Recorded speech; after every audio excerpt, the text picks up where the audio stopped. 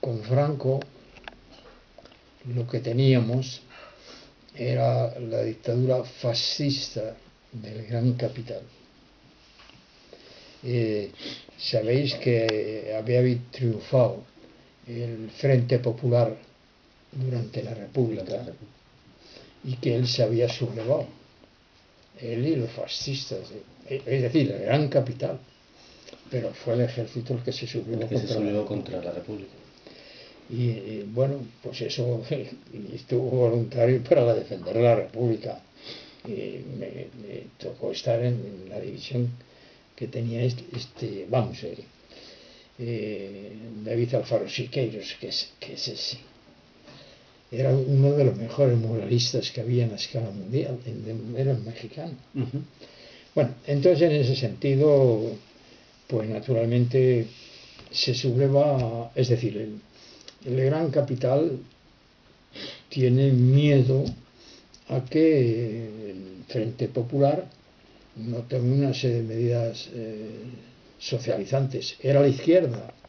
El Frente Popular, no sé si conocéis, estaba compuesto de Partido Socialista, el Partido Comunista, Izquierda Republicana, varios partidos. La izquierda del país. Y naturalmente el régimen, que además no tenía, que diría yo, intención de haber hecho antes de llegar a la República, por la República digo del 31, claro, y el Frente Popular triunfó en el 36. Hubo el Bienio Negro, que dominó en el 33. Se conoce la historia, naturalmente, de eso se habla. Entonces, en ese orden de cosas, pues, indudablemente, como os digo, en los campos de concentración después de salir de la cárcel, pues hacen recorrer el país haciendo fortificaciones con pico y pala, picando, vamos, con presos, casi, vamos, estábamos era un grupo que es un campo de concentración, con alambradas, cerrados y con guardados por el ejército, privados de libertad, presos. Y entonces nos llevaron a hacer fortificaciones al desembarcar el ejército americano y el ejército inglés con las gentes de De Gaulle. De Gaulle era uno que estaba frente a Pétain en Francia. Es decir, el mariscal Pétain en Francia pues tenía una especie de dictadura y el general De Gaulle se puso un poco frente a esto en Francia. Y eso, algunos de los voluntarios que habían creado participaron porque Francia naturalmente había colonizado entonces Argelia e incluso con Marruecos también, y temieron naturalmente que Pétain y tal se echara con los americanos. Entonces, en ese sentido, naturalmente, después, pues cuando en el campo de concentración, vamos, estando, me escapé. En la parte que nos llevaron a hacer la carretera del ferrocarril de Tánger a Fez. Y ahí me escapé con otros dos compañeros, porque habían detenido a mi hermana para el trabajo del Partido Comunista aquí en Madrid. Sí.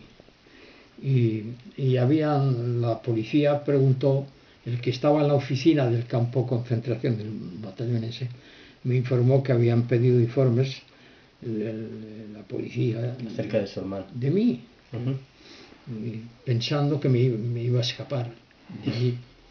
Y entonces lo que hice fue escaparme para ir y me fui a Marruecos. En Marruecos, entonces, claro, pues eran un poco, digamos, la influencia francesa. Entonces, pues ellos, al escaparme allí, no me soltaron, me llevaron de calabozo en calabozo, porque lo que querían era que me ingresara en una de las unidades del ejército francés. del ejército, bueno, sí, del ejército francés que había allí, o que ingresara con españoles que se habían emigrado al al perder la guerra nosotros, y se habían ido a Argelia, porque se marcharon a Marruecos de Argelia. Claro. Y estaba ahí. Que me fuera allí de soldado con los franceses. Y naturalmente no había en Marruecos ninguno, ya en ese momento. Y entonces, pues, lo que hicieron fue llevarme a Argelia. Argelia, vamos, pero siempre de calabozo. Siempre detenido.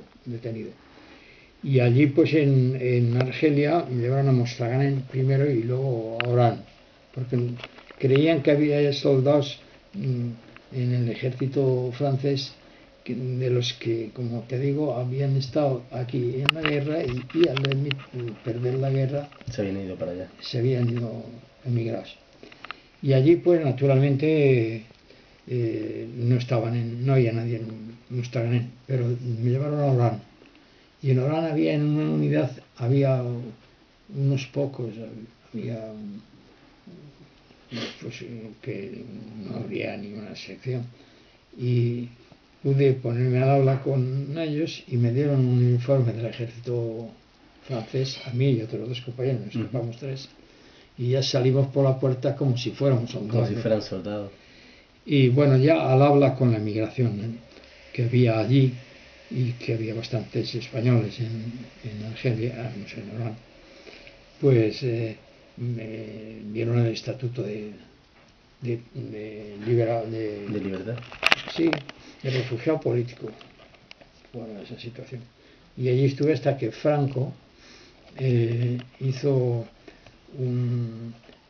estaba en el clima que había entonces, era que, claro, Franco, el mundo empezaba a ser hostil. Y dio un indulto para todos los que nos habíamos escapado del campo de concentración, de los campos de concentración. Sí, para demostrar al mundo. Y volví a España en el 57. Pues estuve en Argelia desde el año 44. Allí aprendí a fresador con los franceses, con los compañeros de allí. Me hice un buen fresador y tornero, ya sabéis. Y ahí esa situación. Vine para acá, bueno, luego he aprovechado el tiempo de prisiones y campos de concentración para profundizar, pero ya con los franceses, la categoría que tenía, trabajé allí en una fábrica, claro, que hacíamos motores de ese. También de fresador. Sí, de fresador. Y la categoría que me dieron los franceses era hors categoría. Fuera de categoría. Vine a España y tenía facilidad para trabajar en ese trabajo. Y luego después, claro, he estudiado, aprovechado en el tiempo de cárcel, he hecho estudios y tengo diploma de técnico mecánico. Y en la fábrica, pues naturalmente trabajaba ya de jefe de 2 talleres. Hacía un taller de envolventes volantes del motor diésel que hacíamos el Perkins. Luego después esa fábrica es la Nissan japonesa. La que actualmente es Nissan. Sí. Y nada, entonces, bueno, en este terreno la vida que he llevado es pues mucho tiempo. He estado en prisiones y campos de concentración 14 años. 14 años. Y la transición, que es lo que querías y lo que preguntabas, la transición, hemos transitado de dónde a dónde. Hemos transitado, pues ya sabes, ahora si analizas, por ejemplo,